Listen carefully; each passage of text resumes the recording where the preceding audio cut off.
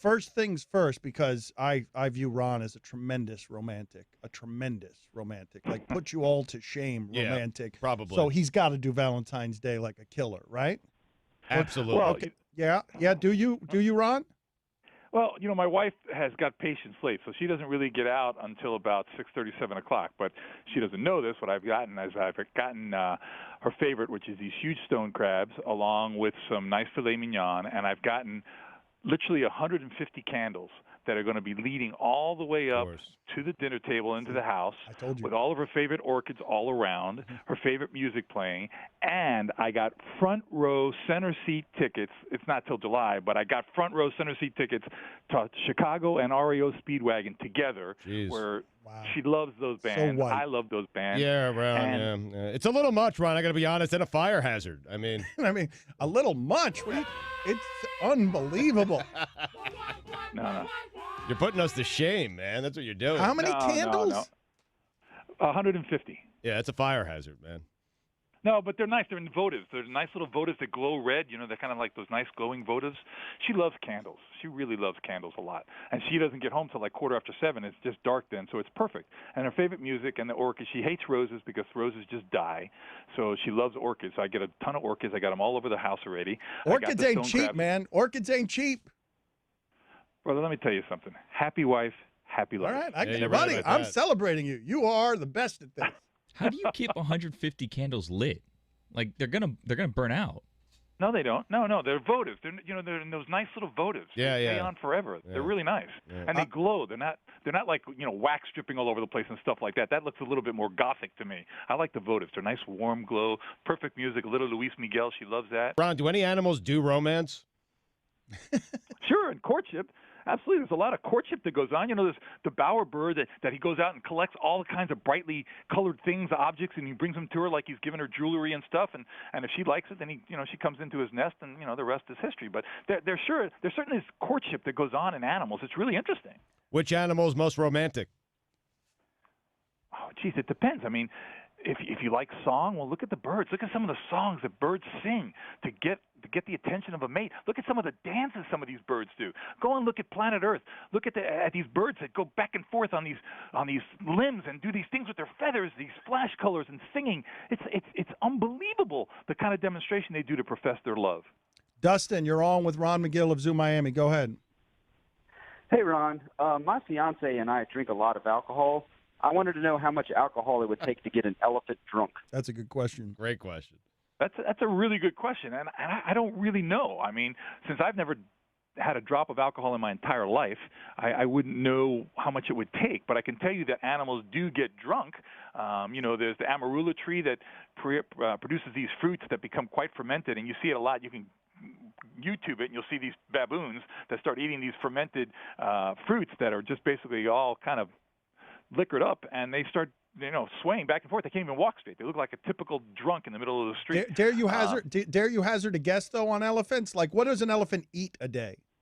Well, an elephant can eat 300 to 400 pounds a day. I mean, they defecate that much in a day, so they're eating at least that much plus the water. So I'm thinking, if you have an elephant that's 10,000 pounds, that's what? That's 100 times the average adult woman. So if an adult woman has to have 3-4 glasses of wine to get there looped, you go. Then you're going to have to say, well, that's 10. It's 1,000 times that. So you're going to have 40,000, 4,000, 5,000 glasses of wine, the equivalent, into an That's elephant. the answer. There you go. Don't tell us about the damn chimps that get drunk. There's your answer. 500 glasses of wine. No, 1,000. 5,000. 5,000, excuse me. That's Benjamin, you're on with Ron Magill. That's a fine. Hi, Ron. Do you use birth control with any of the animals at the zoo? And if so, which ones and how? Absolutely. As a matter of fact, many of the animals are chimps, for instance, have birth control. We initially started with using the implants, like Norplant. It's an implant that's put under the skin of human women that time releases hormones, convinces the lady she's pregnant so she never ovulates.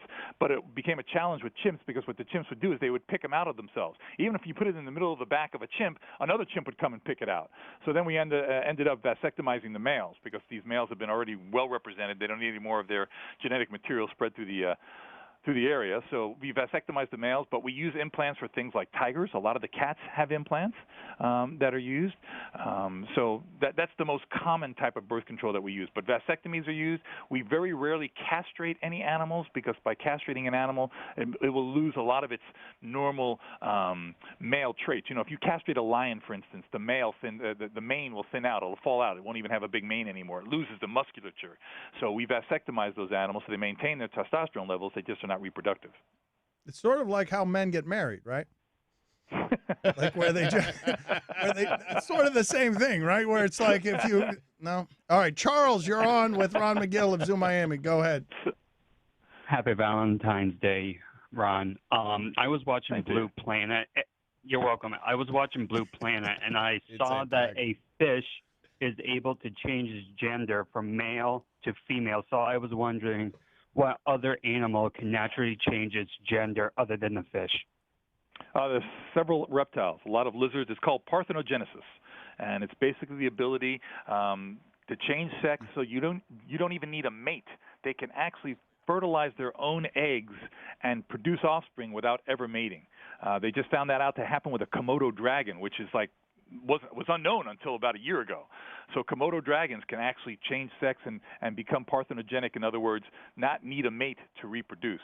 This is something that I think may be becoming more evident in some species as species become rarer, and the animals attempt to adapt to not becoming extinct is being able to reproduce itself without having a mate. It's really an incredible thing. Ron a lot Magill. of salamanders do that. Ron Magill with us of Zoo Miami on ESPN Radio. Ron, we were discussing this earlier, and I noticed you didn't wish that guy a happy Valentine's back. Do you feel like it's odd for I did so. I did You so. said you I too. did so. I mean, you said you too, I think is what you said, right? But do you find Isn't it that weird? Bringing it back? Well, if a guy wishes you a happy Valentine's Day, Dan thinks it's weird. There's no way you think that's weird, right? I don't think it's weird. I just think it's a normal greeting. You know, Dan's got all kinds of phobias about things. I don't know why he gets all. Yeah, I am. That's true. I am phobic about love. I'm phobic about people feeling good. Dana, you're on with Ron Magill of Zoo Miami. Hey, Ron, if you were the host of a 1970s TV dating game show based in a zoo or the wild, where would you send the contestants for their first date, and where would you send them to seal the deal? Oh, wow. Wow. A first date. Good question. Wow. First date, I would send them to Victoria Falls. The thunder of those falls, the majesty of the mist in the air, the sounds, the rainbow going over the water. And to seal the deal? Wow. This has gotten erotic. Oh man, to seal the deal. There's this- Do it without I the bring them to the sounds? falls. The thunder of the falls and the mist and the rainbow, and you don't hear anything else but each other next to you. It's just an incredible experience. To seal the deal, I would send them to a place called Zarafa Camp in Botswana. It's a camp that is basically has its own No, I take that back. I would send them to the Crater Lodge in the Ngorongoro Crater in Tanzania. It's this huge, beautiful lodge where you have a private room, ceiling-to-floor windows overlooking the Ngorongoro Crater, huge fireplaces. You got this rain shower, and it's nothing but tons of roses and rose petals all over the place, and all you hear is that outside you hear the lines go, home, home. So you're kind of too scared to go out, but you want to be protected. You have this incredible view of nature as it was 500 years ago in this beautiful place, this majesty of the crackling fire, these animals outside, that feeling that you want to be protected. He protects you. He holds you. He seals the deal.